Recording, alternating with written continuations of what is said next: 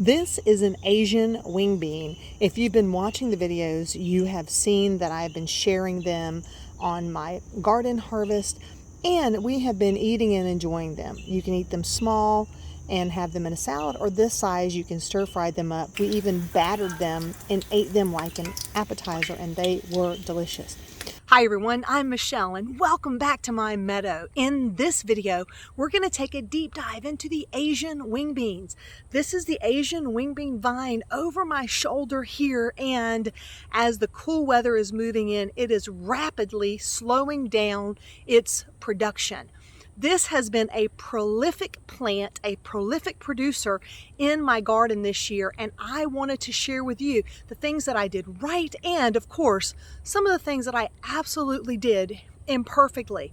And hopefully you can learn from this, and maybe it'll pique your interest in growing this amazing calorie-rich crop in your garden.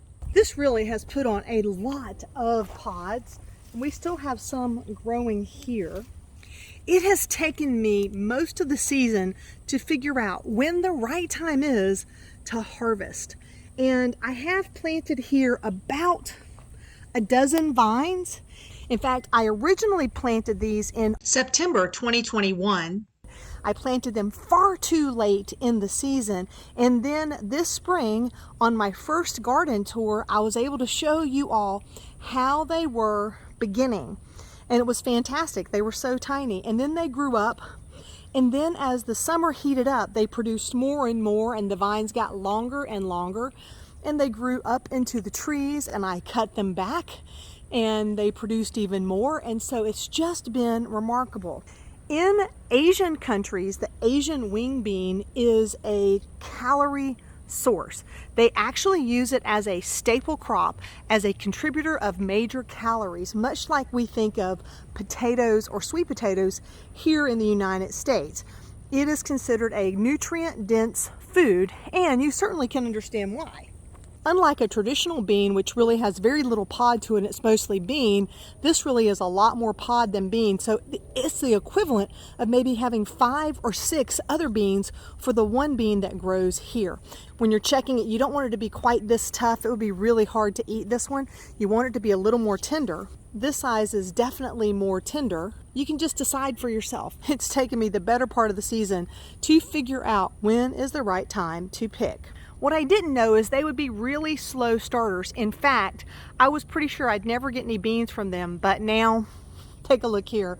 That certainly has not been the case. They have given and given and given, and like a lot of the other bean crops, if you'll keep harvesting, it will keep producing. But it did take a couple of months for me to get my first pod on. And apparently, the later it goes in the season, the closer it gets to the end of the heat and closer to the cool, it really starts putting the beans on and is trying to make sure that it's replicating itself for the next season. Something that's a really fun fact about the Asian wing beans, and this isn't all beans, but I know that this bean has this feature, is the leaves when they're new are tender and edible like a green. Of course, the pods are edible, and down here in the ground, the tubers are edible too. In fact, I want to get the shovel and see if we can dig up a tuber here. Now, in case you don't know this, whether something is an annual or a perennial has a lot more to do with where you're growing it than the plant.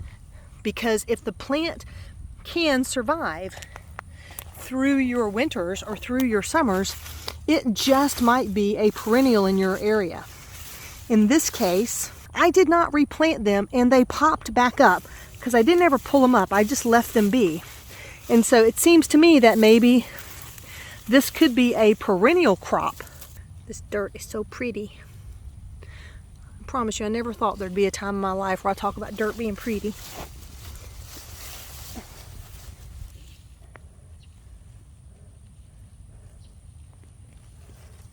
There we go. So here is the tuber. Now, I am not eating this today. I actually want to see if I can sprout this and replant it next year. So I'm going to stick this in the garage in the dark and see what happens. But I was very curious to see what the tubers were like. Now let's talk about some of the things that I did right. I planted them in a hot and sunny area. There is nowhere else in my yard that gets as much sun every day and takes that late afternoon heat like the place where the Asian wing beans were planted in my yard. Oddly enough, that happens to be the northwest corner of my yard, because no matter what part of the season the sun came over, it always would end and the heat landed in the hottest part of the day right on that corner of the yard. And these beans thrived. So if you live somewhere where you have a hot climate and you struggle with what you might grow, that would be the right choice. I also have it planted in a place that holds plenty of water. I have been preparing this front garden area almost since we moved to this property 3 years ago. Other than a light sprinkle yesterday, we haven't had rain in more than a couple of weeks of any amount, and I haven't watered up there, and it's still just as moist as can be under the soil, and I attribute that to all of the wood mulch and all of the soil building that I've been doing in the area. Another thing that I did right, even though I didn't know it was right at the time, was I kept trimming back the vines. When they got long and spindly up and into the peach tree right next to them, I kept cutting them back. And the more I cut them back, the more flowers they put on and the more beans they produced. In fact, take a look at my final harvest from this plant. This was all in one morning. Like I said, I've struggled with when to pick the beans, and clearly I will be ready for it next year. Now, I think it's only fair to talk about the things that I think were mistakes and ways that I can improve next time. Number one, that little tiny 4-foot trellis wasn't even close to being enough. So I am either going to build some sort of a cattle panel or a longer trellis so that they have room to run and grow. In fact, I'm probably going to plant them in a second area in my yard next year, because I want to give them a long trellis so that they can put on lots and lots of beans, and I don't have to fight to get them.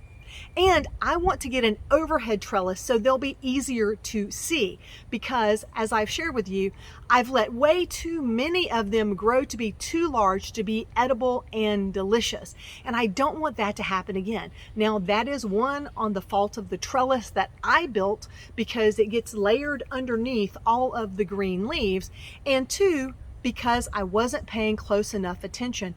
It's almost like okra. One day it's not big enough, then you turn around and gosh golly, they are too big and too tough to eat.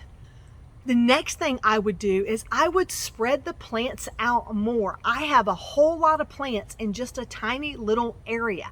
I think they could have thrived better if they had had just a little better spacing. And on the new trellis, I'll certainly take advantage of that. The really fun thing about growing this crop this year has been finding all the different ways that we could eat them. My favorite way is to take them when they're small and chop them up and include them in a salad. You can also cut them when they're a little bit larger, and I really have been learning to use my knife as my guide. If my sharp knife can cut through easily and I'm not hitting some tough fibrous pods, then I think they're going to be just fine to be stir fried. I even showed you at the beginning of the video, not the most healthy way, but battered and fried, and y'all, they were absolutely delicious. I am from the South, so what really isn't good battered and fried? Another friend eats them raw, but uses an Asian dip, a little spicy, salty dip, and they eat it with that raw, just like we might dip broccoli into ranch dressing. Though that really does run some good broccoli, I'm just going to tell you. So eating them raw, slicing them and stir frying them, quartering them and stir frying them, chopping them up into salads, deep fried, mixed in with other vegetables, mixed in with meats. Really, we have not found a wrong way to eat them yet. Have you grown Asian wing beans before?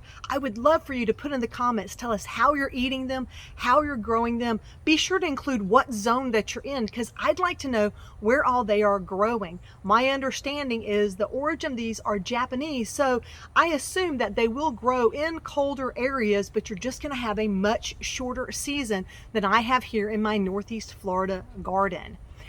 I really had fun putting this together. I have been enjoying the wing beans all season and wanted to make sure that I did as much of an all-encompassing video as I could to help you.